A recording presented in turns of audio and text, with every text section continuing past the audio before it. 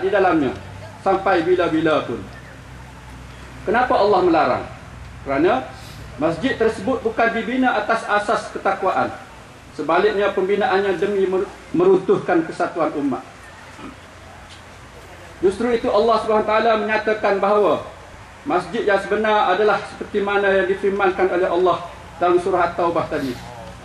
Nyata lagi jelas bahawa masjid yang diradai oleh Allah adalah masjid yang dibina atas asas takwa. Masjid yang didirikan untuk melahirkan diri yang taat kepada Allah. Seterusnya berusaha ke arah pembentukan masyarakat yang bertakwa kepada Allah. Program pengisian tidak sekadar menunaikan solat berjemaah, tetapi dipenuhi dengan 1001 acara dan upacara dalam pembinaan jiwa untuk takut kepada Allah dan mengikuti amalan Nabi dan memberi penerangan isu-isu semasa berkait dengan negeri dan negara. Pengisian kita dalam apabila pembinaan surau ini siap, di antara pengisian adalah memberi penerangan. Saya akan tunjukkan selepas mungkin, kalau kita duduk di sini lama, kita akan tengok antara pengisian yang saya cuba buat di kawasan ini. Sudah menjadi lumrah alam, terutama di zaman moden kini, setiap pembinaan masjid memerlukan kepada bantuan kewangan. Tidak dinafikan ada pepatah mengatakan wang bukan segala-galanya. Namun adalah perlu difikirkan juga bahawa tanpa wang segala-galanya tidak terhasil. Pembinaan surau ini memerlukan bantuan kewangan dari sesiapa pun.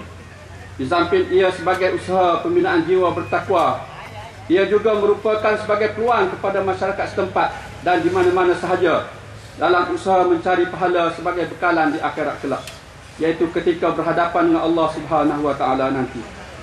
Cuba bayangkan kehidupan kita di dunia ini. Kita tidak dapat hendak berbelanja disebabkan ketiadaan kewangan. Kita masuk ke kedai, tidak dilayan disebabkan ketiadaan kewangan untuk berbelanja. Maka begitu juga keadaan kita ketika menghadap Allah Subhanahu wa taala kelak. Kewangan di akhirat tidak dinamakan sebagai ringgit Malaysia, rupiah Pakistan atau India, rupi Indonesia, dolar Amerika dan sebagainya. Sebaliknya kewangan di akhirat adalah pahala-pahala kita bersedekah di jalan Allah. Jika dibaca dalam kitab tafsir seperti kitab Tafsir Al-Kabir, diriwayatkan bahawa ada satu kisah berkenaan seorang sahabat Nabi yang bernama Abu Ad-Dihdah radhiyallahu anhu. Abu Ad-Dihdah radhiyallahu anhu mempunyai 2 buah kebun. Salah satunya adalah kebun yang indah, cantik, luas, mempunyai buah-buahan dan banyak kelebihan yang wujud dalam kebun tersebut. Adapun satu kebun lagi adalah kebun yang kurang indah. Suatu hari dia telah berjumpa dengan Rasulullah SAW, menyatakan hasratnya untuk menghadiahkan, bersedekah kepada jalan Allah dengan memberikan kebunnya itu melalui Nabi SAW. Wahai Rasulullah, aku mempunyai 2 kebun. Jika aku sedekahkan salah satu daripadanya kepada Islam, apakah aku akan mendapat kebun seumpama itu dalam syurga? Abu Ad-Dihdah melontarkan soalan kepada Nabi SAW. Nabi SAW memerhatikan wajah Abu Ad-Dihdah. Ternyata tergambar 1001 keikhlasan dari wajahnya. Pertanyaan itu tidak tergambar sedikit pun pengharapan untuk mendapat balasan di dunia, tetapi pengharapan akhirat merupakan keutamaan bagi hidupnya. Sudah pasti dapat, wahai Abu Ad-Dihdah. Nabi SAW memberikan jawapan ringkas. Abu Ad-Dihdah tidak berpuas hati, bertanya lagi, apakah aku akan mendapat isteriku? Sememangnya dapat, wahai Abu Ad-Dihdah, jawab Nabi. Apakah aku akan mendapat anak-anakku? Soalnya lagi. Nabi SAW tersenyum seraya berkata, kamu tidak perlu bimbang, semuanya kamu akan dapat, wahai Abu Ad-Dihdah.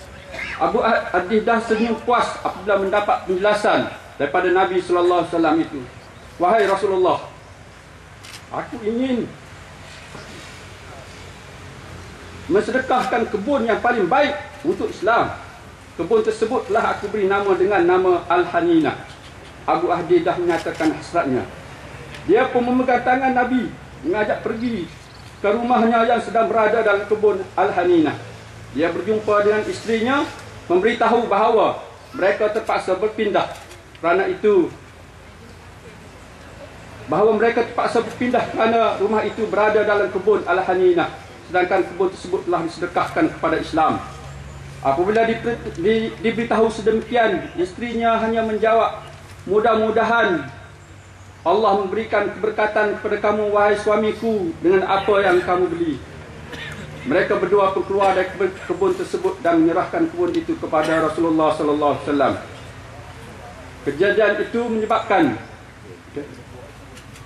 Allah menurunkan ayat dalam surah Al-Baqarah ayat 245. Itu di antara janji Allah kepada Abu Hadidah. Justru itu saya sebagai pengurusi surau menyeru kepada semua hadirin dan hadirat sekalian agar kita bersama-sama mencari bekalan akhirat yang bersifat kekal ini dalam usaha kita mendapat kemewahan hidup di akhirat kelak, terutama untuk bangkit bersama-sama dengan Nabi sallallahu alaihi wasallam.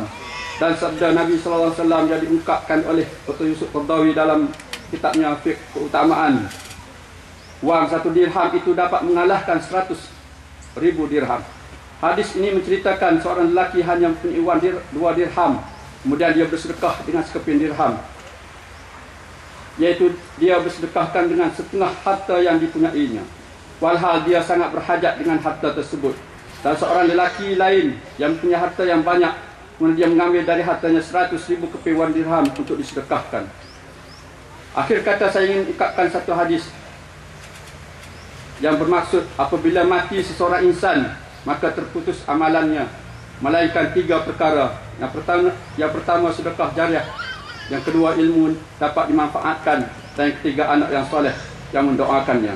Tuan-tuan dan puan-puan sekalian, surau kita ini tempat untuk mendapat kekekalan dalam sedekah. Masjid tempat menuntut ilmu yang manfaat, dan masjid juga tempat bermulanya terbentuk anak-anak yang soleh yang akan mendoakan kita semasa kita berada dalam alam kubur nanti.